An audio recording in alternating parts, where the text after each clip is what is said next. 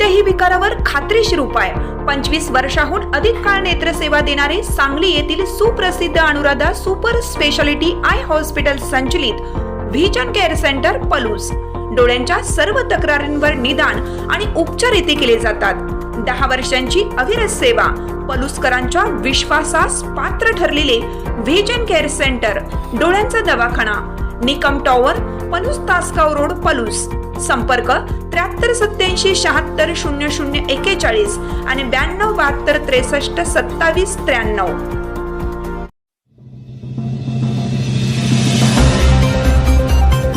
धनगावमध्ये भाजपच्या प्रचाराचा धडाका। सुरेश पाटील आणि उदय साळुंके यांचा घर टू घर संवादावर भर।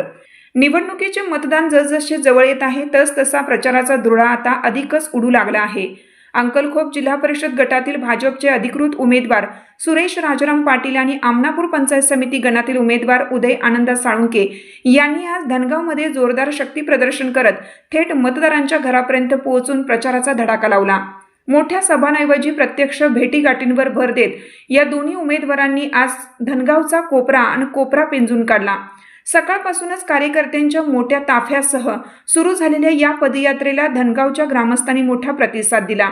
घर टू घर प्रचारादरम्यान उमेदवारांनी प्रत्येक कुटुंबाशी वैयक्तिक संवाद साधला।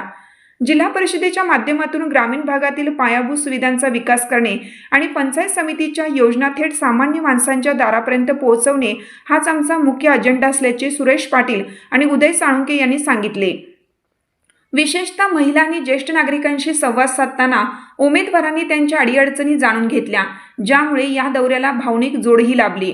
यावेळी दीपक भोसले, दत्ता उतळे, शरद साळुंके, घनश्याम साळुंके, सचिन साळुंके, क्रांती संचालक पोपटराव फडतरे, शिवाजी देशमुख, ऋत्विक मोहिते, गणेश फिरमे, सारंग साळुंके, अनिरुद्ध सावंत यांच्यासह धनगाव, आमनापूर, अंकलखोप परिसरातील भाजपचे प्रमुख कार्यकर्ते उपस्थित होते।